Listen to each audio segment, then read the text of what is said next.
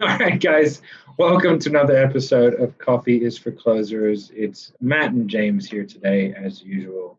Hope we're all having a good day, guys.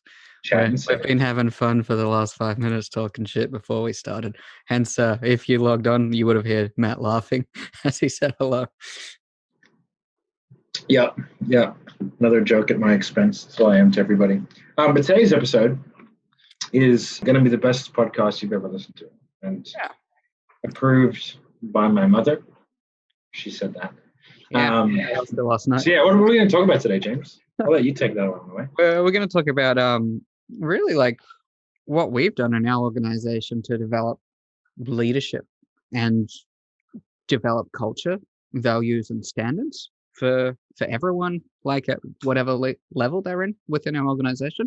And that has been like the cornerstone and key for us being able to take action on a lot of our high level strategy and grow Sales Sniper to a significantly above average rate of scale. So exciting for not so much for individual sales reps for today, but agency owners and that who employ sales reps or have teams or whatnot. This would be a good one. I think also like for the individual rep, it's kind of good to see like I think what management is looking for in terms of growth and like really kind of charting a path into where you want to go within your sales career. Like if you just want to be a high flying sales rep, do you want to be the guy who is like the guy behind the guy, which is where James likes to be the guy behind the guy, right? If you listen to this podcast, you will make your first $1 million within 3 years. I'm going to repeat that. You will make $1 million within 3 years of the first episode you listen to. We don't want pikers. We're not here to save the manatees. We're here to make podcasts. You really want this. You listen and review. Put that coffee down. But also, if you're a sales rep listening, give this to your boss to listen to so they can see how they can treat you better to get the best out of you. I think it's going to get ranty today.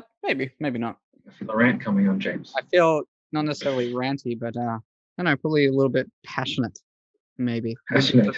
It's passionate speech. Yeah. Blood alone moves the wheels of history. That's a Mussolini quote. Yeah. Who said that quote? Mussolini. Oh, okay. Cool. He was a dictator during World War II. I know. Yeah. All right, cool, guys. So let's get straight into it. So, like, really, what I'll do first of all is I think break down how we actually operate at Sales Sniper in terms of taking a sales rep on. And if you listen to the podcast we did a few weeks ago with Rode, like you'd be able to know that he came on as a setter. So what he came on is known as a Charlie. So we have the ABCs of selling, which is not always be closing. It's Alpha, Bravo, Charlie. And that's like a rank if you want to get full militaristic and when total wank fest about it. For our non-Australian friends, wank is a term for masturbation. So if you if you want to be a jerk off about it, it's like a military term. So what we're doing is like putting in essentially like a rank structure, because when we have a structure like that, then people have a pathway. In one of the more recent videos I did about why people fail to retain salespeople, a lot of them just don't create pathways for their salespeople to become successful in the long term and be fulfilled in different parts of their life, which is something that James is particularly good at. So I'll probably let him do a lot of talking about that today. But like by putting in that sort of Charlie, which is going to be the setters, who are like appointment setters and like lead, like fishing nets. Yeah, nurture. I guess glorified assistants in some way with far extra responsibility, and it's lower pay. Sorry? Lower pay. Yeah, but it's like a training role, like with a distinct pathway to get up to a Bravo, get up to an Alpha level. And what they typically do is they help out our top dogs, getting them appointments, and they get paid on the sales that our top guys make, which is very consistent because they typically close at, above 70% for those guys that have them. And when you graduate to becoming an Alpha, you get yourself Charlie, so that's a pathway for them, and that opens up them more free time. Because really, if you are an awesome sales guy, that's pretty much what you should be doing. And if you're spending a significant, let's say if you're working 30 hours a week, if you're spending 12 of those doing lead follow-up, triages and things like that, that's 12 hours less of sales calls that you could be doing, which is profit generating activities. So if we can find a way to give you that 12 hours back, you've earned that by closing at 70% consistently for a long period of time. Yeah, exactly. So for us, like, it was a thing that we put in because, like, it was more like based around me and Marco at first, because we were like, well, actually it was around me, because I was like, well, if I'm going to do closing, I want to do nothing but closing, because my close rate's so high. What's the point? Anything else is a waste of time in terms of like time for money. And so what we did is we got people in to help out, do follow-ups, and then over a period of time, we developed Marco into that same level, which we can talk about today as well. Some of the click moments that you call, like a good click moment, that when it all sort of comes together for somebody. Then did the same for him, and then Will, and then Rode, who graduated from Charlie to Bravo to Alpha, like within 6 months, like really quickly. Mm-hmm. And then sort of like, just really getting everything out of their way. Like, people still do their own follow-ups. I don't want to like get that twisted, but like essentially like people who are in like long-term farming sequences who are just like not good fits at the moment, those are more the people that I'm talking about. Like, I still do my own follow-ups. Like, if I get a no sale or there's a follow-up required or whatever, I'll still do that, right? But it's really about kind of like identifying the best use of someone's time. And like the people who need to learn, those people need reps. They need to do a lot of things. Like they need to talk to a lot of people, have a lot of interactions. So we take someone like Ace, for example. Like when Ace came on to us, like I don't even remember, did he come through the internship that we did? I'm pretty sure he did. Yes or no? So he came late to the internship, and he just sent us messages. He saw it and he like emailed, messaged, Facebook, every mode of communication with us. Yeah, and then but hunger. And then he kept messaging me, and I was like, you know what? I said we're full in the internship, and I go, you know what? Fuck it, let's do it. And then had an amazing attitude. So we're like, okay, you are now a Charlie. But for clarity, like he is like he is like what we're trying to create, though. Yeah, exactly. Like he's got the hunger. Anyway, he was super hungry, and like to the point where he would just kind of do anything, and he had like heaps of drivers. Like I talk about a lot about like people running towards their goals, like running to an ice cream truck. Like nobody really sprints towards an ice cream truck, but if you're running away from something, you run pretty quick. And like that kid had a line behind him. And he still does. And so it's something I've talked about, our goals, like, towards motivators, away from motivators, which is a discussion for a whole nother day. But your Charlies are essentially like the guys that we get on. They have the ability to get good. They're not yet there yet, but they're inexperienced. They have the right attitude, the right mindset, and need to be developed into the next level. So their job is like hitting the lists, smiling and dialing, outreach, everything to bring in leads for our team to close. And then they get the experience by being on the phone, getting rebookings. And if they're qualifying people for us, and if they're not qualified, pitching the drop sales so that they get that sales experience. Like, for example, I just feel like if we take like a Serhnant, for example, like the colleagues are selling the $500 programs, So like, it's good because they can make commissions. It's a great pathway for someone who wants to learn, because like I'm a big believer that in order to learn, like you have to have repetition. You have to be able to do it regularly and consistently. And the only way that's going to happen is if you do have people to dial. Now, there's never usually like a lack of leads, right?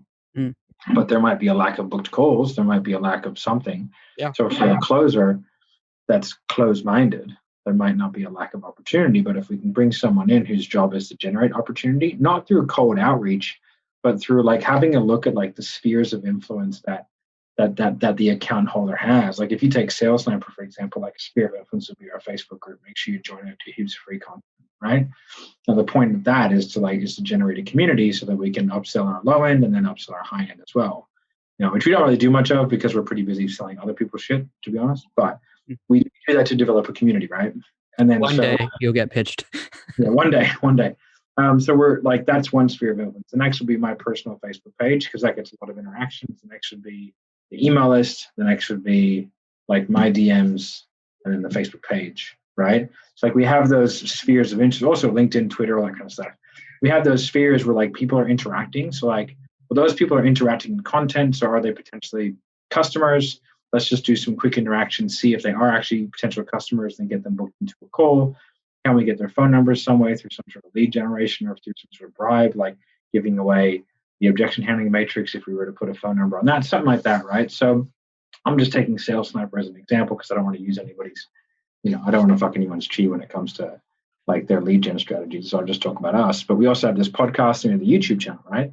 So we have all these different spheres of influence that we can utilize to funnel back into certain areas, or that somebody can then go. Like we usually get about, say, 10 comments per YouTube channel, per YouTube, right? Video. So if somebody were to go in there as me and converse with that person, they could probably get them onto a call maybe 1 in 5, 1 in 8 times. So because that person is watching content, has trust. So there are all these things that you can do to self-generate leads.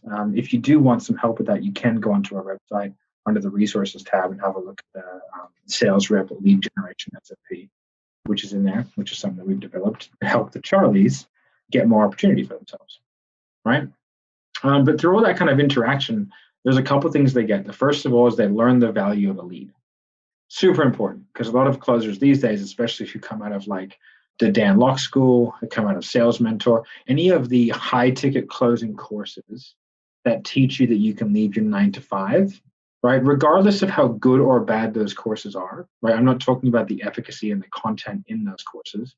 What I'm talking about is like any of the courses that tell you that you can leave a 9 to 5 and become a closer and replace your income quickly and earn 6 figures or more, right? That's a load of shit when it comes to like the particular timeframes in those courses. Unless they're 12-month courses, and then you can probably do that, right? But they're all like 8, 12 weeks. Any of those people coming out don't really understand the value of a lead because, one, they've never worked in the business, they've never sold anything, never owned their own business, and they've never had to grind leads because they're talking about being a closer, quote unquote. And the connotation of a closer is someone who just come in and closes warm leads, right? Whereas the background that I come from, that Marco comes from, that you come from, James, is that we just got phone numbers and had to fucking grind it out. Then there's guys who are even more hardcore than that, which is the door knockers and the cold callers, right? So bow down and praise Jesus to those guys, and Marco was a door knocker, right? And so I have full respect to those guys. And like, so giving them that, like that hunger and taking away like the fragility of like the closer is super important, and breaking out of someone. And that's one of the things that I think that we do probably better than anyone in the world. I would probably argue that point, is that we break that cycle pretty hard. Mm-hmm. And we like, for us, we don't give a fuck about close rates. We don't really care about anything, but it's like, man, like how much activity have you done? Like how many people have you called? Like what is it? Ace does like 30 appointments a week. Yeah. Like he needs fucking miracles as appointments. Yeah, he does probably like 200 calls a day plus other tasks. But anyway, that's Charlie in a nutshell. Charlie, yeah. And then what we do is, well, what the plan is, because it's a sort of like a relatively new-ish structure. Like we've had it in place, but it's only really been formalized recently. Is that whenever a Charlie wants to graduate to a Bravo, we get in someone who wants to be a Charlie. They get on-the-job training. So like Ace would train his own replacement, right? And then go into a Bravo role. And a Bravo role, you take out the super time-intensive things, and then you add in, like, you basically do all that stuff for yourself. Yeah. So instead of doing it for other people, you do it for yourself. So now you're actually closing deals, but it might not be a super high ticket. Like with Rode, for example, like he was on a couple of 3K offers. He was on like a 5K offer. You know what I mean? 10K as well, maybe. Yeah. And it's like, it's pretty good reps. Nothing super crazy in terms of like the difficulty of sale, in terms of like, well, that's not necessarily true, because the price point hasn't really reflected difficulty, really, the marketing. Just something that's like a lower risk proposition from an account holder, because 30K offer can be really expensive to get somebody on the call, whereas like a 3K offer, you might only cost a couple $100, right? So if that person needs 6 to 8 weeks of teething before they can be consistent, like it's not the end of the world. Yeah, for sure. And then like with the Bravos, they're closing those deals, they're doing the triages, they're getting the mail stuff. So they're probably, you guys doing that anywhere from 5 to 17.5 15K months, you know? Yeah, I would say we try and get them to, I would like to get them to average 10. Okay, yeah. Right? If they could average 10, I'd be pretty happy.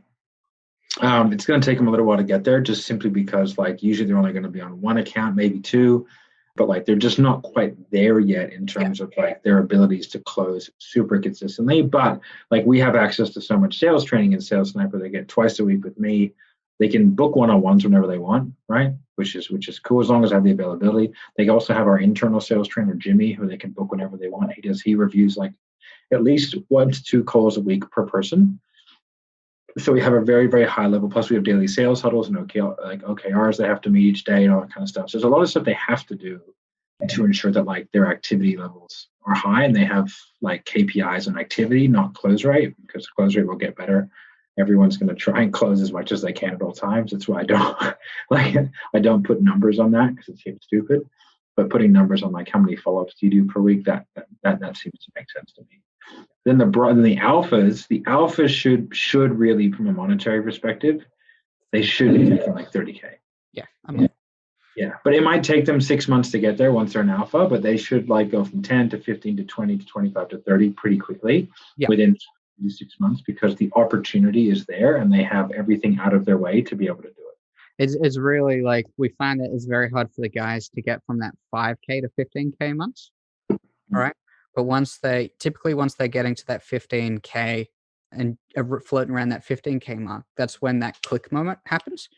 Yeah. And usually they're doing good enough. They've got enough opportunity. They're just not getting everyone. They don't have everything in place to consistently convert super high, because the only difference between the 15K months and the 30K months is a slight amount of volume, but the close rate. Yeah, it's when it starts going. And it's funny, right? Because that click moment doesn't actually necessarily happen because of training. No. For me, it was like when I went from being a good closer to being a really good closer, or, was like when I started training with Jeremy. And then it was all kind of in place because I was kind of doing all the right things anyway, and it's never really been a mindset issue. But like when I went from, because I was generating roughly 20 to 25,000 pretty much every month in comms. That was really consistent. But then when I went to generating like 50, 60, $70,000 a month, like I think like last month I did like, I mean, I don't take the comms, but I easy did 50, 60,000 US in comms like last month. I mean, yeah, if you take into account the sales coaching that I sold for myself, and then so easy be 100K. Yep. But like, it's funny I do that. Like I do that selling like 12 hours a week. but yeah, like for the guys to get to that next level, like for me it was coaching, but I think because I'd already run the gyms and I kind of had everything in, and I'm a little bit older. I'm older than everybody pretty much, so I kind of going through a lot of that development stuff. A lot more life experience. What's that? A lot more life experience. Yeah, exactly. And I think like for Marco, right, the moment, because like as much as I love Marco, and I hope he listens to this, and he's like one of my favorite dudes in the world, like he used to whinge heaps and complain heaps about things like problems, right? Like with Marco, the click moment for because he used to sort of be really focused on like the problems that we had. And like we would always have to coach him through that and be like, hey dude, like it's fine. He'd be like, well, I got no sales calls, I got no leads. He'd be like, hey dude, like it's fine. Like leads are always up and down. Like sales are always up and down. It is where it is. As long as we're doing our thing, then we're happy, we're good to go. We're doing our best, right? But then like the moment that we brought Dan on to be like his Padawan and to be like his little like yearling to go his Charlie.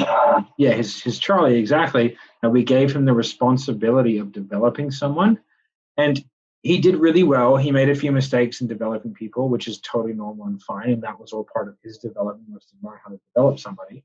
But yeah, like the moment that we did that, like it clicked and his output doubled. And it had nothing to do with like Dan helping him. It had to do with the fact that he was now actively going through and teaching his own processes that he probably didn't know he was doing, but now he had to explain them. And that's one of the things for me that has helped me get really good over this last sort of 6 to 12 months, is the fact that now I'm in charge of developing so many people that like the things that I do naturally, I've now developed into systems and SOPs, and now I'm doing them more consciously instead of like just kind of rattling them off. Like all those analogies and stories and reframes and loops and set points and hooks, all that kind of stuff that I was doing just kind of like because it felt right. Then actively having a look and analyze, and like, oh, that's what I'm doing. Okay, that makes sense. Now I can like refine it, you know?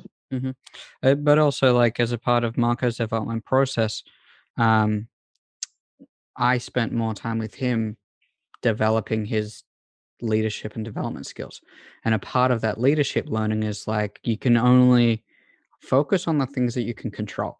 And from that, he wouldn't accept someone under him giving excuses, right? And because he couldn't do that, he learned that as leader, I can't be the one making complaints and focusing on things outside of my control because I don't want the people under me doing that. And that's when he stopped and fully changed. He had that click moment to understand that, like, there are better ways to do things than the ways I'm doing now. I just have to be open to it and learn. Yeah, exactly. And then like it kind of gives you, whenever you start leading people, like you start looking for solutions instead of like focusing on problems. Yeah, and there was a change. It became solution driven rather than problem driven. Yeah, and he doesn't complain about anything anymore. No. Okay. But usually there's a problem. He fixes it and then tells us he fixed it. Yep. Sometimes fixing it causes more problems, but and that's the difference between the Bravos and the Alphas. We classify the Alphas as the guys that have had that click moment and they've got the best out of themselves. So now it's about just refining. And I guess, like, on a way of relating that to business for the guys that are looking, the ABC is kind of like equivalent to your phases in business, right? Your Charlies is like your startup phase. You got a couple of clients, you don't know what you're doing, you're trying to figure out your niche. Your Bravos are in your growth phase. It's like you got a couple of clients, you've hit your 10K months, you're moving to the 100K months, you're building infrastructure, putting things in place so you can get to become that $1 million a year company. And then the Alphas, you've built all that infrastructure, it makes sense, you've grown enough, but now you're at a stage where you're ready to scale, right? And that's how we look at it. We look at the ABC as essentially, your scaling up models, right? Where now the guys that are at that aha moment, that click moment, they're in a position of scaling their own life. And they're doing it by scaling the processes that they do in terms of the way they do the sales, their scripts, everything like that. But also they're getting their shit sorted in their day-to-day lives, getting the habits in place, getting the health in place, not overworking, committing to the right things so that they're able to incredibly expedite their earnings and their responses, and they're taking on new challenges and getting to where they want to be from like a developmental stage. So that kind of makes sense, and that's the kind of way that I've looked at it. And we've taught these guys in a similar way to scaling business, just on exactly personal exactly level. And I think like it's funny because I think the click moment for like they're different for everybody. For me, it was more educational. I think for Marco is more responsibility based, and that's when, if you go back to the YouTube video that we'll link in the description of this podcast, was like how to keep your salespeople long term, is about finding a pathway for them to be fulfilled and successful within your business long term. Yep. And so I think for Will, it was actually more of like it was a moment. I won't go too deep into it, but it was a moment of like particular self-doubt. Yeah. I think that we helped him through. And then from there, it was like, well, if these guys believe in me this much, then it was self-belief. It's just self-belief based, but also like, and then making him make a decision that was like, you're either in or you're out. There's no more half in, half out. Like you're either going balls deep or you're not going to go. Yeah. And now we've got that ABC in place, and like down to a T, that we're able to more rapidly take people through those stages and get them to the Bravo stage really, really quickly. And then from there, help them get those click moments. And the good thing about our Alpha team now is they have the Bravos, they have the Charlies assigned to them. And they're only allowed to become that Alpha when they are capable of delivering that aha moment to someone lower than them. And that's the key distinguishing difference. And the way that like we've done that, and we've gone from a Bravo to an Alpha in our company is really the development of bringing the team together for like a shared vision, shared values, and a very high level of standards, right? I think that was an aha moment that was probably delivered by Barry in one of the meetings that we had, where we're like, we thought we had a really good culture, and he's like, well, no, you have like a cool vibe. Yeah, exactly right. And I was like, oh yeah, and now we have a fucking phenomenal culture, I think. Yeah. Like really, really, really good. Like really good actual culture. Like the culture of the business is super solid because everyone's in the same direction. But he was totally right. So for those of you who don't know, Barry Maggialetti has a podcast called the Freedom Pathway, I think. It's got a really good book too if you want to read it. It's about the Freedom Path. Anyway, we'll link it in the description below. Check it out. It's but he's like a business mentor of ours. Our 4 mentors are like Barry Maggialetti, Charlie Valor, James Can does our fitness. Shout out to James Can. And then Mr. Ryan Serhnant has helped me with some personal branding stuff. So, and one of my biggest mentors is Craig Bellamy from the Melbourne Storm.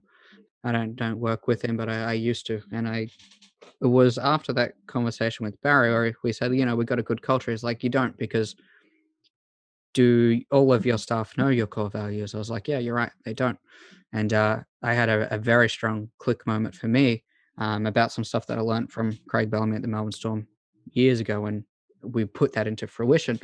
And we had values and stuff like that, but they'd never been implemented and made mandatory study for everyone. And now all of our staff can basically go through and recite those at any given time, and they live those values.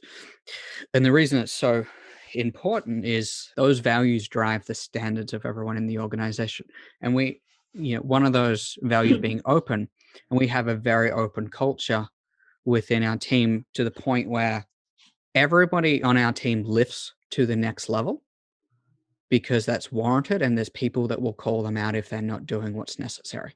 And we hire and fire based off those values very, very quickly, right? So our VAs like Jen, if I personally don't uphold those values, she has permission to tell me that I'm not doing a good enough job, right? She has the permission to tell Matt if he's not doing a good enough job, if he's not being consistent enough, if he's not being persistent enough, whatever that be. In the same way that Dan can tell Marco, hey man, that's not good enough. That's not what we do here, right? If Tony hasn't done his follow-ups, anyone on our team has the power and responsibility, and we've empowered that within them to say, hey, Tony, man, like you didn't do your follow-ups. That's not good enough. That's not what we do here. It's not what we're about. It doesn't match our values. And we're very transparent with our staff. We tell them everything that's going on, also why that's going on and why it's important for them to follow it so that we can help get them to the next level. And because we've now built that culture by implementing these things, everyone is on the same path, and it's such an open culture that everyone knows their place and they know what we do here and what we don't do here, so that the standards are lifted to meet our expectations. And our expectations are very high. And because everyone buys into those standards and they want to be pushed to exceed those expectations, every single person in the organization is pushing each other towards that.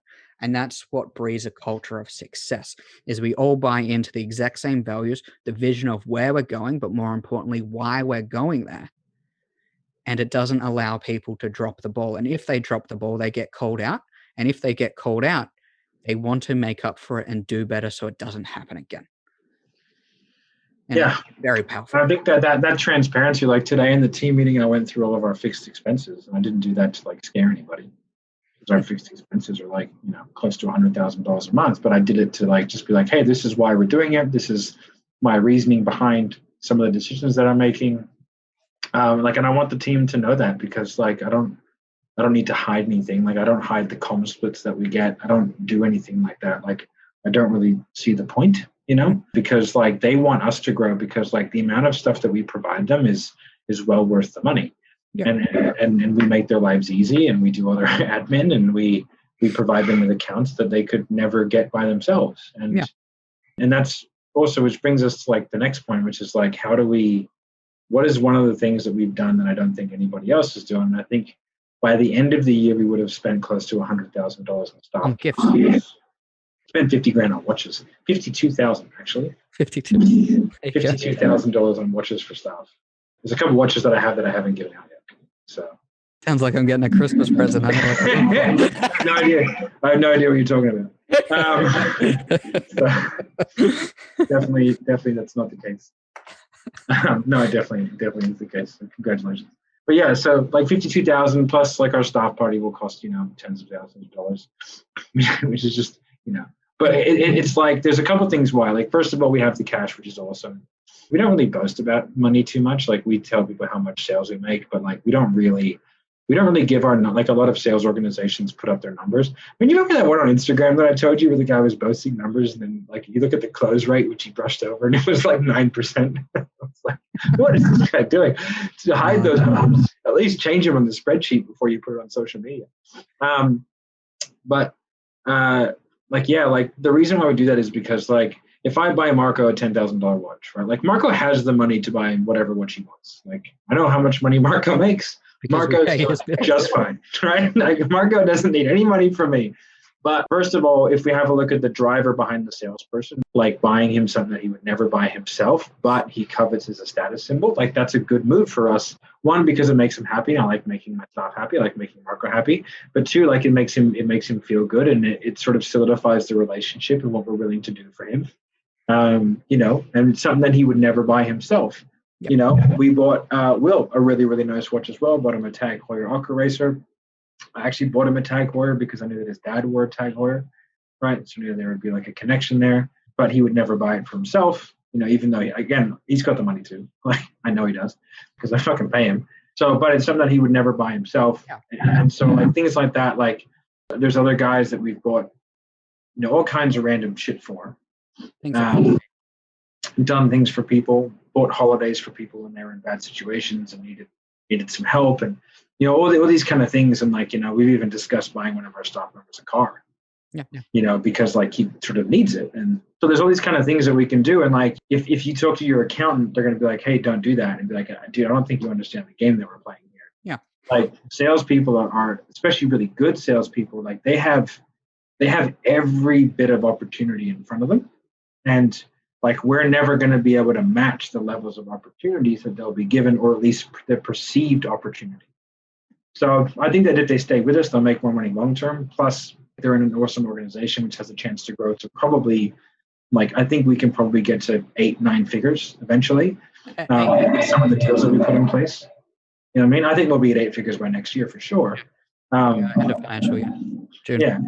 And so so they're going to be in that kind of organization where they have internal room to grow, which doesn't just involve them being on the phones their entire life, which is great. But also like people are going to throw large numbers at them. Like I am sure if I went into Marco's DMs right now, there's 50 job opportunities. Like I know that. People are going to offer him crazy cash, but he's going to say no to every single one of them. One, because he's very loyal, but two, because we treat him really well, and three, because like we have an openness in our organization where we speak to people. I want to know where they want to be, and I want to know what their key drivers are. Like we just took on a new guy. I'll just call him G, because he has not informed his current employer that he will no longer be working with them. But I really wanted to find out before I took him on what his key financial and emotional driver was, which is the conversation I had yesterday, because I needed to make sure that if I was going to take him away from something that he currently has, which is like pretty much like, it's pretty solid. It's not making him what he wants, but it's making him pretty decent money. Like it's over $10,000 a month US, which is handy cash, But I wanted to be able to like know what he wants to provide, know where he wants to be. And then if I could provide a pathway for that to become a reality, then I would say yes. But I would never, ever tell him to take that away if I couldn't provide the pathway. Yep. And that's a real statement. Like I would never try and like bamboozle the sales rep into coming in so that I can just make quick cash off him and try and then fuck him over. Yeah. If I didn't genuinely believe that he could easily make 20 grand a month. Easy. With the accounts that we're giving him, it's easy 20 grand a month, right? And so like I really wanted to make sure that we could provide the fulfillment that he needs financially. and that will give him the freedom of what he wants to do in his business. And then plus we'll have the conversation as we go, because he's a bit of an older guy. Like I think he's a little bit older than me. His kids are like in his teens, right? So he's like in his 40s, like early 40s. And so we want to be able to have that conversation because he'd be great management material. There's a lot of different ways that we can go down that instead of him just being on the phones his whole life. Yeah. Yeah. But it's also like those gifts are value. You know what I mean? That it solidifies. It's like a simple action that we can take to show that we, outside of all the other things that we do, that we have our guys back and that we are, first and foremost, like our priority is to make sure our guys looked after. And that stems from wanting a good team and wanting to be able to turn up every day in an organization that makes us feel good, right? And the way we do that is providing for our team, because that's where we get value from. And being able to buy people gifts solidifies the other actions that we take, i.e. putting them before a client, et cetera, et cetera. And when people believe that you have their best interests, which we do, they will work significantly harder for you and be completely on board with where you want to go. And that's what's I mean, like we spent $1,000 getting a VA, an entire office setup so that they could work better. We also bought our new living room. Yeah, bought her a TV because she didn't have a TV for her kids and was getting distracted by them. So we're like, okay, well, we can't have that. Let's do that. And that was a present. And like for those, for our VAs in the Philippines, that's a life-changing experience. That's the equivalent of a $100,000 a year job that we gave. She also gets paid like as an Australian. Yeah, she gets paid an Australian wage, and she deserves it. So if she's balling out of control over there. Don't come in a message us saying, "Hey, I want to get paid all this." It's like, no, you earn that first. Like, she's awesome. We couldn't do this shit without her. So yeah, but yeah, and also that we're not. If I was more in it for the status of doing it, then I would have put it on Facebook. But we just did it and sent it to him. It was like, there you go, congratulations. Although we kind of just did it on a podcast, but yeah, but more of a conversation between us. That's recorded the diehard people. Buy fancy cars and watches. They don't put them on Facebook. So I should hopefully I should get that car next week. Anyway. Yeah, I want those cars. So anyway, like if you're if you're a business owner that runs a sales team and you actually want to be successful in your business, then you need to figure out what the fuck your salespeople, or not even just your salespeople, but your staff, what they want and why they're driven to that, and give them a way to achieve that in their life within your organization so that they become a long-term part of your culture, and develop the culture, develop your values, develop your standards so that they are upheld every day, and don't be a pussy to call people out when it's not being done. Otherwise, you get complacent with where things are at, and that's what you need to grow to multiple 8 figures. All right. Well, mic drop. Let's leave it there. Let's leave it there. All right, guys. Hope you enjoyed this podcast. A little bit of a sneak peek into the back end of what Sales Sniper does to keep people happy. Takeaway points are actually care about people and buy them expensive shit. Yeah. And make sure that they're turning up every day with the standards of the people who they want to become. Because if they want to become someone and you're allowing them not to live that life, you're doing them a disservice. And just on a last thing, if you can't provide a pathway for that person to be fulfilled, either financially or like responsibility or emotionally within your organization, understand that it's okay for that person to have a short lifespan and like be happy when they move on. Because like if you're intentionally holding people back, like you're a dick. Yeah, absolutely. And like, some of the stuff that I've heard from sales agencies and from placement agencies, some of these, I don't know how you'd say it, maybe like coaching sales people is coach sales? Yeah, something like that. Sales where they coaches. where they don't want reps earning more than like $7,500 a year because they want them to stay hungry. That's bullshit. Yeah. You get significant, and I just want to reiterate a point. You get way more hungry when you're making well over $100,000 a year because you get nice toys that drive you and make you want to work harder because you finally realize what living is all about. Yeah. Fun story. So we're getting a nice car for with James, sorting it out over the next month or two. And he called me after the test drive and said, "If that's what money gets you, I'm taking the brakes off this freight train." It's a whole nother side. I've never felt more alive and powerful. I was like, fuck, I've never had something so nice before. I'm like, this is awesome. I want a supercar. Something so powerful between your legs. I'm not used to a V8 engine. All right, guys. Anyway, please subscribe, like, comment, share wherever you're watching this. Just do something to help the algorithm boost it up. If you listen to this on a podcast, make sure you share it with a friend. I don't give a shit if you review. Make sure you subscribe and share. And as always, if you listen to the end, well played. If you like it, great. Make sure you let us know. If you don't, I don't know why the fuck you're listening this long. So beat it. Thanks, Bye. guys. Bye. Put that coffee down. Coffee's for closers only.